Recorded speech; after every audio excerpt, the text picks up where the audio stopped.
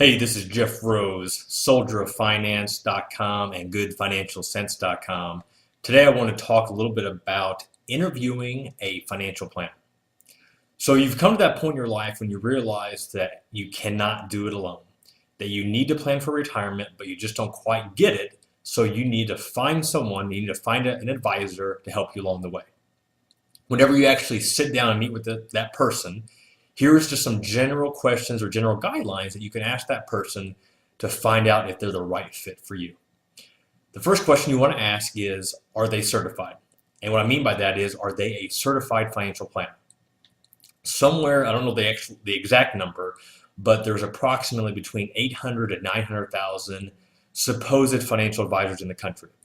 And of that, there are only approximately 61,000 that are CFPs or certified financial planners. And that's important. How do you know if they're a CFP? One really quick way to find out is if they have the credentials on their business card. Just by looking for CFP after their name, that's a pretty good sign, that they're certified. Another way to find out is to go to cfp.net and do a quick name search to see if they come up in that field. But the CFP designation is one of the most recognized designations in our industry, and those that have taken the time and extra effort to get that just says a lot about their commitment to the financial planning process. So that's a very important question to find out. Second question you want to ask is, how do they get paid? And there's many different combinations of this, and it's just important to understand the way that you're going to be paying, for their services. One method is called commissioned, and that's kind of like the old brokers of old, to where they sell and buy stocks for you and they get paid a commission from it. The obvious question here is, if they're getting paid a commission for selling you an investment product, it makes you wonder, do they really have your best interest at heart? And I'm not saying that that every commissioned advisor out there is bad, but it's just something that you need to understand the process. Other forms of getting paid are fee only, to where they may be getting paid just for their work per hour. So maybe you pay them for 5 hours of producing a financial plan for you, and that way you know the rate that you'll be paying them per hour, so you know upfront exactly how much you'll be paying. Another form could be, and this is also fee only or fee based, to where you're paying them a percentage of the assets that they have that they're managing for you. And for example, let's say that you had a sizable 401k that you rolled over to that advisor, and they're collecting 1% on those assets. That's how they get paid. So you're paying them a percentage of whatever they manage. But you also want to make sure that that's clear and you understand that that is the only thing you're paying for, because in some cases there could be underlying fees associated with that. So you just want to make sure you understand from the get-go how much you're actually paying for their services. Another question is, what is their investment philosophy? And what I mean by that is, are they an active trader? Are they a buy and hold? Do they believe in passive or active management?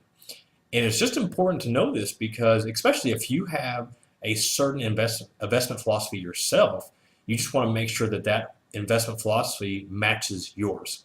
For example, if you are totally into indexing and completely passive investing, and yet you're hiring a manager that is doing more active management, then even though they might be more than qualified to manage your finances or do the financial planning, but the investment philosophies might not mesh, and if you don't see eye to eye, that might cause strain on the relationship going forward. So you just want to understand up front, what's their investment philosophy, and they can also show you some model portfolios that maybe they have used for current and existing clients. So that way you kind of get a sense of what they're investing into and how they invest. Another question is, what or who is behind the scenes? And what I mean by this is, are they a completely independent firm? Are they represented by a brokerage firm or a big broker dealer? Or maybe they work for an insurance company. But by asking this question, hopefully you'll be able to find out is, are they able to offer unbiased investment advice, or do they work for a outfit that is pushing, certain investment products to you?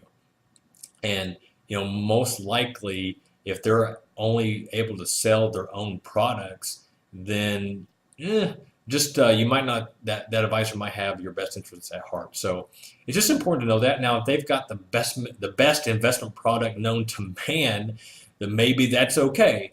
But you just need to understand, where they're coming from and make sure there's no outside influence, on any recommendations they have for you. Often do you expect to hear from them? And what you can find out here is how many clients that this advisor is servicing. If they are trying to service between 500 to 1,000 clients, and you're like number 1,001, how much service can you expect to get from them? Now, the other side of this, maybe they've got a good system and a good team in place where they can service that many clients. If that's the case, then so be it. But you just need to find out that where do you fit in that advisor's business plan, and and how much attention are you going to get compared to everybody else. So that's also important to know. And finally, the last thing that you're going to want to find out is, are there any skeletons in the advisor's closet?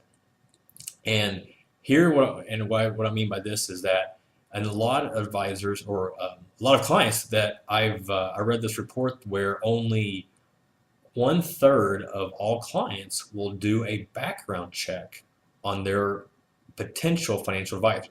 So more than 2/3 do no background check whatsoever on that person that is getting ready to handle their retirement nest egg. That just amazes me. You are completely turning that over to this stranger, and to not do any background check on that.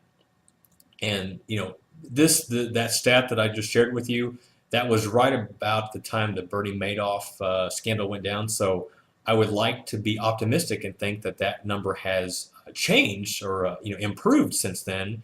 But my hunch is that most likely it's probably stayed the same. So in the event that you're getting ready to potentially hire someone, it never hurts to do a quick background check on them. It's free. It's easy. You can do it in less than 5 minutes. The first site you'll want to go to, if they're a registered representative, you can go to finra.org and use their broker check function to find if there's any reports against them for wrongdoings. If they're an investment advisor, you can go to sec.gov and do a quick background check to see if there's anything, any wrongdoings there. And finally, if they are a certified financial planner, you can go to cfp.net and do a quick search to see if there's anything that's been done there. So, and these sites, like I said, are all free. It's an easy check. It takes you literally less than 5 minutes to do it all. And you can find anything and everything you need to know about that potential advisor. So if you are heading out and going to meet with that financial planner for the first time, I wish you luck. Take a notepad with you to ask questions. And if that question brings on more questions, then ask that, because you want to make sure that you walk out of there with a clear, concise understanding of the whole process, how it all works, how you're going to get paid, how they're going to take care of you, and how they're going to take care of your money. This is Jeff Rose, Good Financial Sense and Soldier Finance. We'll see you again.